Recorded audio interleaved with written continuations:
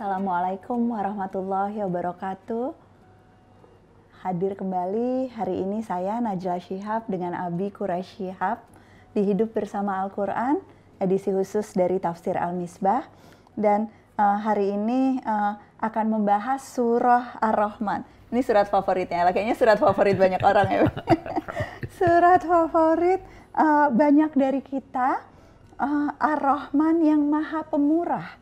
78 ayat ada di dalamnya, dan surah ini dikenal dengan nama Arus Al-Quran, pengantinnya Al-Quran. Kenapa, Bi? Kenapa surah ini dinamakan pengantin Al-Quran, dan apa uraian-uraian yang sesungguhnya digambarkan di ayat-ayat awal maupun lanjutannya? Silakan, Abi.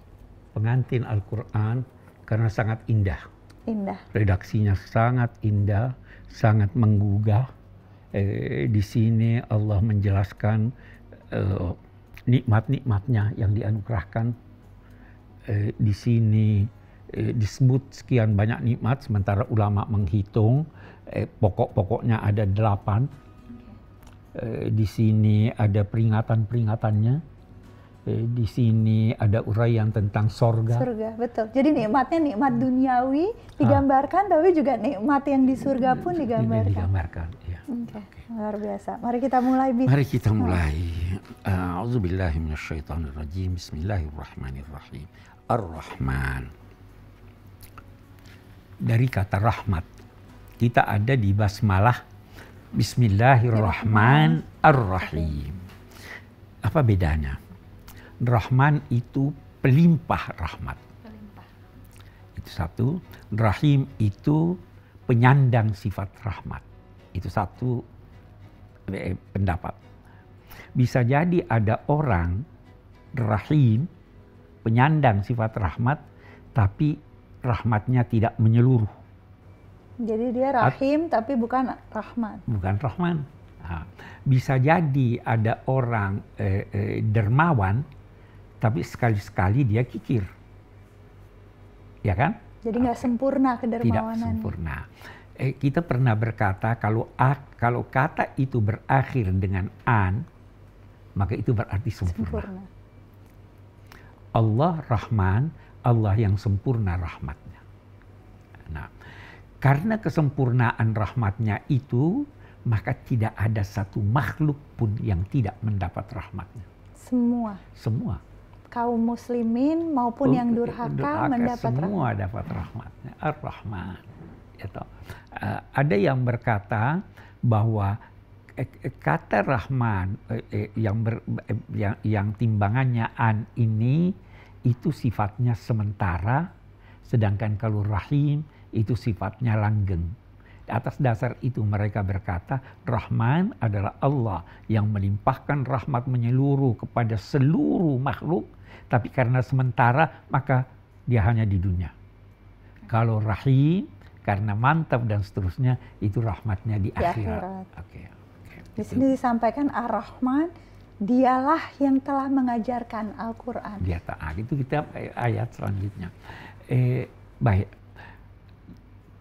Kaum musyrik tidak kenal Ar-Rahman. Omar Rahman. Wa idza qila lahum usjudu lir-Rahman qalu wa mar-Rahman. Kalau disuruh sujudlah kepada Rahman, siapa sih Ar-Rahman? Mereka tidak kenal. Itu sebabnya sewaktu terjadi perjanjian Hudaybiyah, Nabi memerintahkan untuk menulis Bismillahirrahmanirrahim. Kaum musyrik berkata, kita tidak kenal Rahman, hapus itu. Maka Nabi menghapusnya dan menggantinya dengan apa yang mereka kenal, yaitu Bismikallahumma. Oke. Padahal Ar-Rahman ini sudah Bismillahirrahmanirrahim sudah dikenal sejak dulu sebelum Nabi Muhammad sebenarnya. Nabi Sulaiman sudah menulis surat kepada Ratu Balqis dimulai dengan Bismillahirrahmanirrahim. Baik, kita kembali Ar-Rahman. Ar-Rahman ini diperkenalkan nikmatnya yang pertama adalah mengajarkan Al-Quran. Nikmat pertama. Rahmatnya yang pertama adalah mengajarkan Al-Quran. Itulah puncak. Karena itu Nabi bersabda, khairukum man ta'allamal Qur'an wa 'allama. Orang yang terbaik di antara kamu adalah yang mengajar Al-Quran, yang belajar Al-Quran dan mengajarkan Al-Quran. Itu yang terbaik. Oke. 'allamal Qur'an. Kita sudah pernah berbicara apa yang dimaksud dengan Al-Quran. Bisa sedikit, bisa banyak. Okay. Khalaqal insan. Dia yang menciptakan manusia. Mengapa manusia dinamai insan? Oke, kita lihat. Insan itu bisa terambil dari kata uns, harmonis. Karena dia akan merasa harmonis kalau bertemu dengan sesamanya. Bisa juga dia insan diambil dari kata nisi, lupa. Karena manusia itu memiliki sifat lupa. Lupa perlu digunakan untuk melupakan kesalahan orang. Bisa juga insan terambil dari kata anusi, yakni gerak. Karena manusia itu harus bergerak dan sebagainya. Nah, dia yang menciptakan makhluk ini, al-insan. Baru 'allamahul bayan. Dia mengajarkannya untuk berekspresi. Bayan itu penjelasan. Bisa jadi penjelasan itu berupa ucapan. Bisa jadi penjelasan itu berupa seni. Bisa jadi penjelasan itu berupa gerak-gerik. Itu yang diajarkan. Kita membutuhkan penjelasan. Kenapa? Karena kita makhluk sosial. Jadi al-bayan itu kemampuan untuk mengekspresikan diri dalam bentuk bahasa, dalam bentuk seni, itu sungguhnya diajarkan oleh Allah karena kita membutuhkan itu sebagai insan. Mengajarkannya bisa dalam arti diberi potensi sehingga dia dapat melakukan itu. Allamahul bayan. Baru dia katakan asy-syamsu wal qamaru bihusban. Matahari dan bulan husban. Kembali lagi ada perhitungan yang sangat teliti menyangkut perjalanannya, tidak melenceng. Wan najmu wasyajaru yasjudan. An-najm itu ada yang mengartikannya bintang. Sama seperti surah sebelumnya. Tetapi di sini banyak ulama tidak mengartikannya sebagai bintang. Karena ada disebut pohon. Maka dia artikan an-najm dengan tumbuh-tumbuhan yang tidak punya batang atau rerumputan dan sebagainya. Keduanya itu sujud patuh kepada Allah. Wan najmu wasyajaru yasjudan. Was samaa'a rafa'aha wa wada'al mizan. Langit ditinggikannya. Dan dia meletakkan neraca keseimbangan. Kita lihat. Di langit ada bintang-bintang, ada sekian juta planet, ya kan? Semua ada di langit, beredar. Tapi Tuhan meletakkan timbangan neraca sehingga tidak tabrakan. Luar biasa. Luar biasa. Ada satu hal di dalam Al-Quran itu mungkin kita bisa lihat dengan mata kepala. Pernah lihat burung-burung di atas berduyun-duyun berkelompok. Betul. Berkerumun terbang. Iya. Kok tidak tabrakan? Karena ada neraca keseimbangan. Karena ada neraca keseimbangan diletakkan tuh. Was-samaa'a rafa'aha wa wada'al mizan. Untuk apa ini? Supaya kamu tidak melampaui batas keseimbangan. Karena itu aqimul wazna bil qist wa la tukhsirul mizan. Karena itu tegakkanlah timbangan bil qisti. Dengan apa itu? Adil artinya apa? Adil sebenarnya lebih dari adil. Qist itu adalah keadilan yang menyenangkan kedua pihak.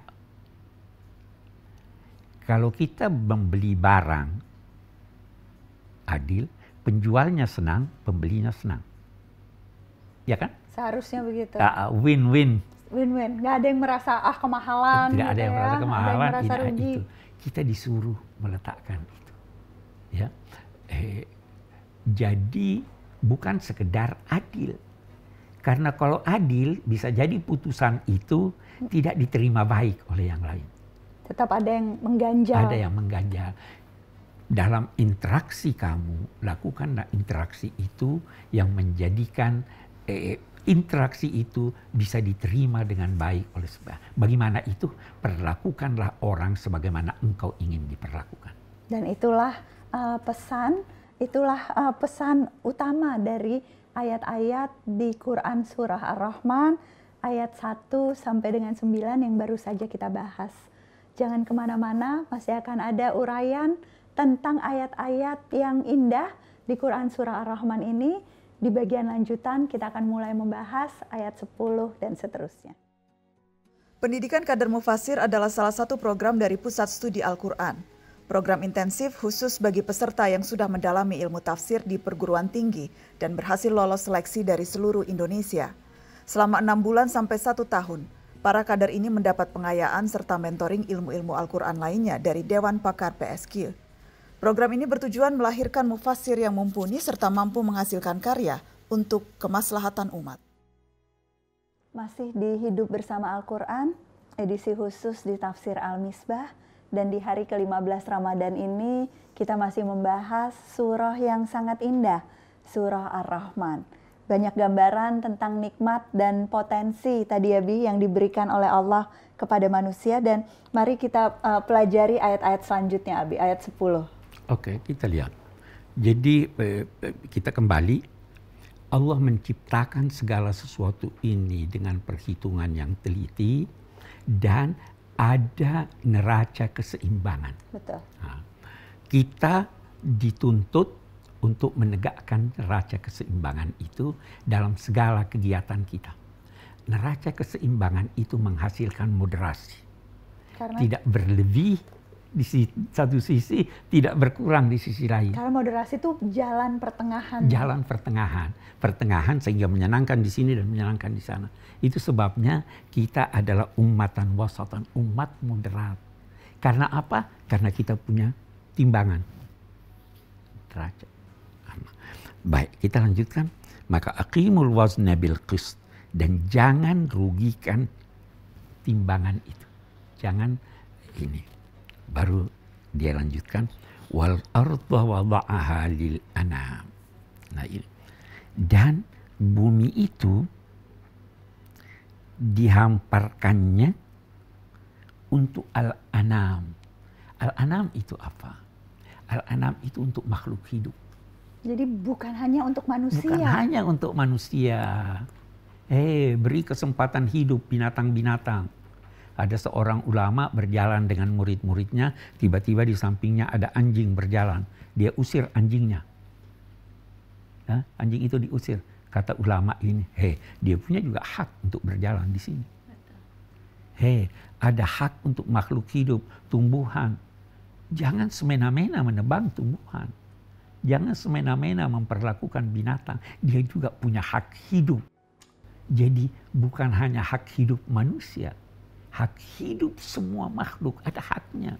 Karena neraca keseimbangan yang harus dijaga itu termasuk keseimbangan seluruh alam raya. Seluruh alam raya. Bukan hanya kehidupan kita manusia. Bukan hanya kita, ya toh. Ya, dan ini apa namanya keseimbangan lingkungan. Betul. Ekosistem. Ekosistem itu. Ya. Ya, dan kan? ini ada pertanyaan yang menarik tentang uraian kita sebelumnya, yaitu tentang berlaku adil. Tadi yang Abi bilang harus lebih dari adil. Ini ada pertanyaan dari Ibu Hajar. Ibu Hajar lokasinya di Banda Aceh dan bertanya tentang apakah memperlakukan dengan ihsan itu memang pasti lebih baik daripada sekedar berlaku adil. Nah, pertanyaan ini akan dijawab oleh Ustadz Aceng Aum Umar Fahmi, salah satu ustadz yang ada di jaringan cariustadz.id. Silahkan Ustadz Aceng. Assalamualaikum warahmatullahi wabarakatuh. Ada pertanyaan, apakah ihsan senantiasa lebih baik daripada adil? Saudaraku, ihsan dalam hal ini kita artikan sebagai membalas kebaikan orang lain dengan yang lebih baik, atau tidak membalas keburukan orang lain, atau bahkan membalas keburukan dengan kebaikan. Sementara adil diartikan sebagai kesetaraan atau kesepadanan baik dalam kebaikan ataupun dalam keburukan. Kedua-duanya ihsan dan adil sama-sama diperintahkan oleh Allah Subhanahu wa taala di dalam Al-Qur'an melalui firman-Nya, innallaha ya'muru bil adli wal ihsan, al-ayah. Namun dalam beberapa kasus adil seyogianya lebih diutamakan daripada ihsan. Semisal pada masalah hukum, dahulu kala pada zaman Rasulullah sallallahu alaihi wasallam ada seorang perempuan dari suku Bani Makhzum melakukan pencurian. Tak seorang pun berani melaporkannya kepada baginda Nabi karena Bani Makhzum merupakan suku bangsawan. Hingga salah seorang sahabat bernama Usamah bin Zaid melaporkannya kepada baginda Nabi. Apa tanggapan Rasulullah? Apakah engkau akan menawar apa yang sudah menjadi ketetapan Allah? Andai kata putriku Fatimah mencuri, maka niscaya akan aku potong tangannya. Ini artinya dalam masalah hukum Nabi tidak membeda-bedakan dan tidak pandang bulu untuk menetapkannya. Sekian, Assalamualaikum warahmatullahi wabarakatuh. Terima kasih Ustadz Aceng. Terima kasih juga kepada Ustadz-Ustadz yang selalu membantu episode-episode Hidup Bersama Al-Quran edisi khusus Tafsir Al-Misbah ini. Ustadz-Ustadz yang ada di jaringan cariustadz.id. Abi, boleh kita lanjutkan sedikit di uraian tentang ayat-ayat di Ar-Rahman Ya. ini? Jadi wal arda wada'aha lil anam, kita mau garis bawah lagi, dia meletakkannya. Di tempat lain dia katakan dia menghamparkannya. Oke. Itu bukan berarti bahwa bumi ini datar. Iya, banyak yang salah interpretasi terhadap ayat ini seolah-olah dihamparkan kayak karpet atau sajadah. Jadi ini dia berbicara tentang nikmat yang dianugerahkan Allah kepada makhluk hidup. Nah, ada perbedaan antara mencipta dan menjadikan. Al-Quran biasa menyebut khalaqal arda, menciptakan bumi, dan biasa juga menyatakan ja'alal arda, menjadikan bumi. Apa bedanya, Bu? Nah, kalau khalaqa itu menciptakan dalam keadaan tertentu, ja'ala itu menjadikan sesuatu yang sudah tercipta menjadi keadaan tertentu yang berbeda dengan awalnya. Oke. Nah, jadi pada mulanya bumi ini bulat, tercipta bulat atau lonjong, terserah dari ini. Tetapi untuk dimanfaatkan oleh manusia, Allah menjadikannya datar sehingga walaupun dia beredar ini tidak dirasakan peredarannya oleh manusia, tapi kemanapun dia mengarahkan pandangan, dia akan lihat bumi ini datar. Untuk mempermudah sebetulnya kehidupan manusia, dan itu salah satu bagian dari nikmat Allah. Dari satu bagian, itu yang dikatakan wada'aha lil anam. Baru dikatakan fiha fakihatun wan nakhlu zatil akmam. Di bumi itu bisa ditemukan buah-buahan. Ya. Ditemukan pohon korma. Ya kan? Yang memiliki mayang-mayang, ditemukan biji-bijian yang berkulit, ditemukan raihan, apa itu? Raihan tuh harum ya, Bi? Buah-buahan yang harum. Maka setelah menyebut ini semua, dinyatakannya fabi ayyi ala'i rabbikuma tukadziban. Hai manusia dan jin, nikmat manakah di antara nikmat-nikmat Tuhanmu yang kamu dustakan? Semua ini ciptaan Tuhan. Dia yang mencipta manusia, dia yang memberinya potensi untuk ini. Dia menciptakan matahari dan bulan, dan seterusnya, dan seterusnya. Ini semua anugerah Tuhan. Apa kamu mau ingkari itu? Apa kamu merasa bahwa kamu mencipta dirimu? Apa kamu merasa bahwa matahari itu kamu yang menciptakan? Dan teratur sedemikian rupa. Begian banyak, hai manusia, nikmat manakah di antara nikmat-nikmat Tuhanmu yang kamu dustakan? Menarik, waktu turun ayat ini, Nabi membacakan, sahabat-sahabat Nabi terdiam. Nabi tegur, hai, jin lebih pandai dari kamu.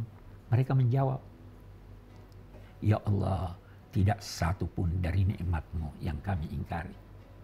Apa makna tuntunan Nabi ini? Itu tadi yang Abi katakan kemarin, bahwa bacalah Al-Quran seakan-akan dia turun kepadamu. Bercakap-cakap dengan kita. Tuhan Betul. bercakap-cakap dengan kamu. Jadi setiap ada pertanyaan jawab, setiap ada uraian nikmat syukuri.